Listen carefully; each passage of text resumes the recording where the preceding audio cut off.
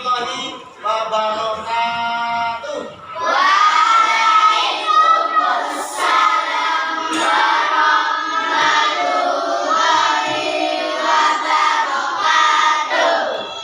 Gimana kabarnya? Gimana Bu? Alhamdulillah,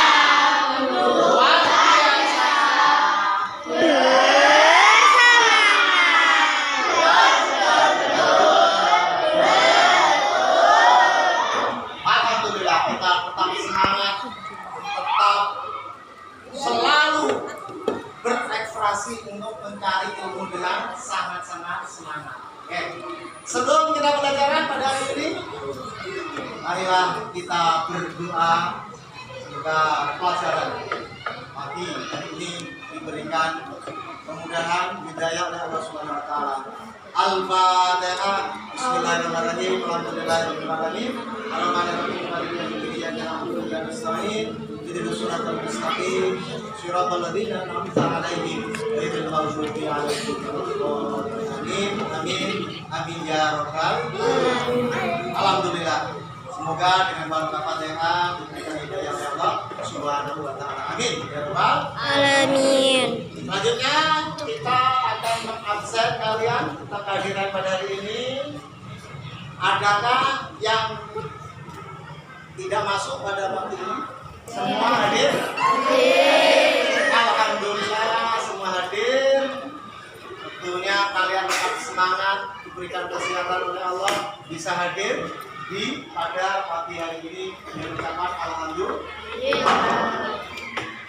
Untuk pelajaran selanjutnya kemarin pelajaran SKI kita di awal pertemuan pertama kita membahas tentang silsilah keluarga atau nasab dari Abu Bakar As-Siddiq. Kita sudah mengetahui siapakah ayah dan ibunya, keturunan dari keluarga bangsawan. Dia seorang sahabat Nabi yang selalu loyal pada Nabi Muhammad. Ini kita akan melanjutkan untuk pertemuan yang kedua tentang kepribadian, baginda Rasulullah Shallallahu Alaihi Wasallam. Dari materi yang telah kalian ambil dari kelompok-kelompok, kemudian sudah gabung di kelompok asal. Ya, kalian nanti tugasnya adalah mempresentasikan ke teman-teman kalian dari materi-materi yang setelah Anda unduh dari kelompok tadi. Ya, nanti salah satu kami mohon untuk berpresentasi dalam bab kepribadian Abu Bakar As-Siddiq. Sebelumnya kami akan putarkan film dulu untuk referensi pembelajaran pada pagi ini. Ya, selamat untuk kita saksikan ya untuk menonton film. Yang masih akan meninggal, yang menggunakan hartanya sebagai kekosongan jangan. Kemudian juga keabimani ketika dia diterima tobatnya gara-gara tidak ikut dalam perang tabur, dia menggunakan hartanya sebagai kata Nabi jangan. Tapi ketika menyumbangkan hartanya semuanya, Rasulullah tidak bilang jangan. Rasulullah tadi. Kenapa Rasulullah tahu bagaimana Abu Bakar, bagaimana tawakalnya, bagaimana hebatnya Abu Bakar radhiyallahu ta'ala anhu. Maka di antara keistimewaan Abu Bakar tidak ada sedekah yang paling bermanfaat bagi Nabi seperti sedekahnya Abu Bakar. Itu di antara keistimewaan Abu Bakar adalah beliau semangat dalam banyak amal soleh. Dari Abu Hurairah radhiyallahu ta'ala anhu, beliau berkata, kalau Rasulullah pernah bertanya, siapa di antara kalian, baik para sahabatku yang berpuasa hari ini? Kata Abu Bakar, saya Rasulullah. Kemudian Rasulullah bertanya lagi, siapa yang hari ini mengikuti jenazah dan mengantarkan jenazah sampai dikuburkan? Abu Bakar menjawab, saya ya Rasulullah. Rasulullah bertanya lagi, siapa di antara kalian memberi makan kepada orang miskin pada hari ini? Abu Bakar mengatakan, saya ya Rasulullah. Rasulullah bertanya lagi, siapa yang hari ini menyembuh orang sakit? Kata Abu Bakar, saya ya Rasulullah. Kata Rasulullah SAW, tidaklah perkara ini berbuat pada seorang mukmin kecuali masuk surga. Dan menunjukkan bahwasanya beliau semangat dalam banyak amal soleh. Jadi beliau punya andil dalam banyak amal soleh. Ini beramal, itu beramal, ini beramal, itu beramal. Dan ini jarang orang seperti ini ya, jarang seperti Abu Bakar radhiyallahu ta'ala anhu. Jadi di antara keistimewaan Abu Bakar radhiyallahu anhu, beliau salah satunya yang jadi imam ketika Rasulullah SAW. Bahkan Rasulullah yang suruh. Ketika Rasulullah SAW ingin sholat berjamaah, Rasulullah SAW pingsan, tidak kuat di hari-hari akhir hayat beliau. Kemudian Rasulullah SAW terbangun, minta air lagi agar beliau semangat sholat berjamaah. Ketika beliau tidak mampu, beliau mengatakan muru Abu Bakar. Suruh Abu Bakar jadi. Setelah 13 hari Rasulullah SAW sakit, pada hari Senin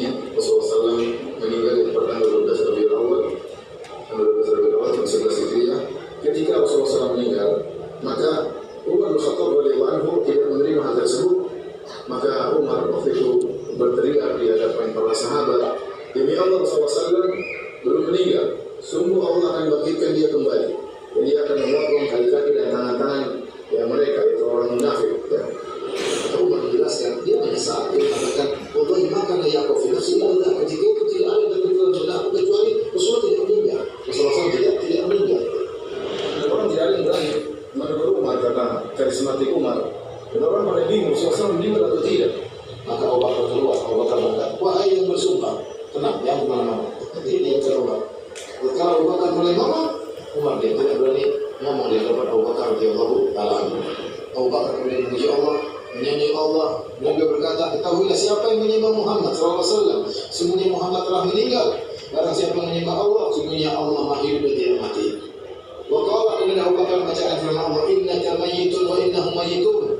Sungguhnya engkau akan mati sebagaimana mereka juga akan mati. Ayatnya turun kepada Nabi. Itu akan mati sebagaimana mereka akan mati. Lihat bagaimana Abu Bakar berdiri dengan cepat dengan ayat-ayat yang menjelaskan bahwa Rasulullah akan meninggal dunia. Kemudian Abu Bakar membacakan firman Allah, Muhammad illa rasulun qad khalat min qablihi rasul. Tidaklah Muhammad kecuali hanya seorang rasul sebagaimana telah lalu rasul-rasul sebelumnya. Afa in mata, apakah dia meninggal dunia? Atau tidak, atau dia terbunuh? Ini kalau itu malah apa? Dibuka sebagai murtad. Ketika para sahabat mendengar ayat-ayat tersebut, maka kaget mereka mendengar ayat ini, maka mereka sadar bahwa Rasulullah SAW benar-benar meninggal dunia. Tapi mereka seakan-akan berubah dari mereka dua ayat ini. Abu Bakar tenang dan dia menghadirkan dua ayat tersebut. Sehingga ketika dia membaca dua ayat tersebut, para sahabat kemudian menangis. Mereka tahu bahwa Rasulullah SAW benar-benar telah meninggal dunia. Ini secara singkat apa yang dilakukan oleh Abu Bakar radhiyallahu anhu ketika beliau menjadi khalifah. Secara umum ketika beliau diangkat menjadi khalifah, pertama yang beliau lakukan adalah melanjutkan semua petugas atau wali-wali yang telah ditempatkan oleh Nabi SAW. Jadi ketika masih Nabi pernah menugaskan si fulan jadi wali di sana, jadi gampangan seperti kita bupati di sana, bupati di sana.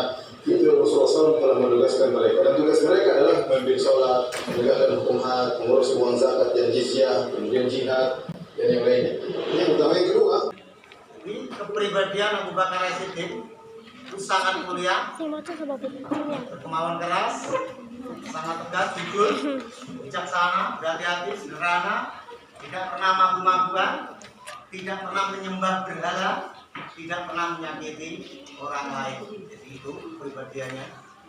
Termasuk keturunan dari kalangan bangsawan, punya kecerdasan, ilmu pengetahuan yang luas, kaya akan harta, sebagai penanggung benda-benda yang terpercaya. Karena Abu Bakar Siddiq sangatlah besar, dia selalu memberi dorongan semangat dan membela Nabi Muhammad SAW dalam masa perjuangan Islam. Dia tidak segan-segan mengeluarkan uangnya, harta bendanya, ya, untuk memperjuangkan Islam, untuk berdakwah. Dia juga berperang sebagai as-sabiquna awalun, orang pertama kali masuk Islam.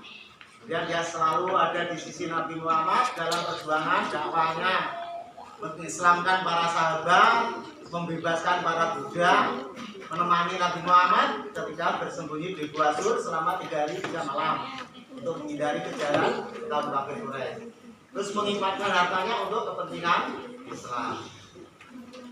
Di antara para budak yang pernah dibebaskan, Amir bin Fuaha, Abu Faisal, Abu Fukaihah, Bilal bin Rabah, Rabibah, Nadia, Ummu Bais dan Zini. Dan dia diangkat sebagai khalifah yang pertama. Jadi khalifah terpilih sebagai khalifah atas musyawarah kaum Muhajirin dan Ansor. Terpilihnya beliau itu karena satu, berasal dari keturunan suku Quraisy. Satu-satunya sahabat yang ditunjuk Nabi Muhammad SAW untuk menggantikan menjadi imam ketika sholat. Terus satu-satunya sahabat yang menemani Nabi Muhammad ketika berhijrah dan bersembunyi di Gua Sur. Masa kekhalifahan langkah pertama itu nanti kita akan jelaskan di materi yang akan datang. Untuk itu materi kedua kita akan mengenal kepribadian baginda Khulafaur Rasyidin. Yang pertama yaitu Abu Bakar As-Siddiq. Terus selanjutnya dari siswa-siswaku, dari hasil pentas film dan dari kelompok-kelompok tadi kalian sudah mendapatkan materi-materi. Tolong kira-kira siapa yang bisa untuk mempresentasikan, menjelaskan untuk materinya? Ayo Ananda Putri, silakan. Coba. Assalamualaikum warahmatullahi wabarakatuh. Wah. Saya menceritakan kepribadian Abu Bakar As-Siddiq. 1. Sangat mulia, kemauan keras, sangat tegas, jujur, sangat bijaksana, berhati-hati, sederhana, tidak suka bergoyah-goyah, tidak suka menjadi hewan, tidak pernah ragu, tidak menyembah berhala, dan tidak menyakiti orang lain. Wassalamualaikum warahmatullahi wabarakatuh. Ya, terima kasih. Itu tadi hasil presentasi dari Ananda Putri dari kelompok tadi yang telah diambilkan. Dari unduhan kelompok pertama, kepribadian Abu Bakar As-Siddiq tadi telah disampaikan, orangnya sangat mulia, berkemauan keras, sangat tegas, jujur, sangat bijaksana, berhati-hati. Dia selalu sederhana dalam penampilannya, dia tidak foya-foya. Walaupun dia seorang pemimpin, pakaiannya itu sarungnya itu sarung yang ya gimana ya, jelek itu, gak terlalu kayak sampean. Mungkin sarungnya bagus-bagus, pakaiannya juga ala kadar. Jadi ini perlu kita contoh, ya, kesederhanaannya. Kita aplikasikan, kita amalkan, kita tiru-tiru. Nah, seperti Abu Bakar As-Siddiq orangnya selalu menerima. Padahal dia orangnya kaya raya, ya. Dan dia tidak menyembah berhala. Keyakinannya kuat sejak kecil. Di zaman dulu banyak yang menyembah berhala, ribuan atau 360 berhala itu ya. Banyak sekali, tapi Abu Bakar Siddiq tidak tergoyahkan imannya, dia selalu menyembah pada Allah Subhanahu wa taala. Dia juga tidak pernah menyakiti orang lain. Ya, itu tema utamanya kepribadian kepribadian Abu Bakar Siddiq. Terus selanjutnya kita bagikan soal ya, bilang ganda. Kalian kalau untuk dikerjakan, ya silakan untuk dikerjakan. Kerjakan dulu. Ya, sudah? Alhamdulillah, terima kasih. Coba saya tes untuk gambarannya kalian kelompoknya untuk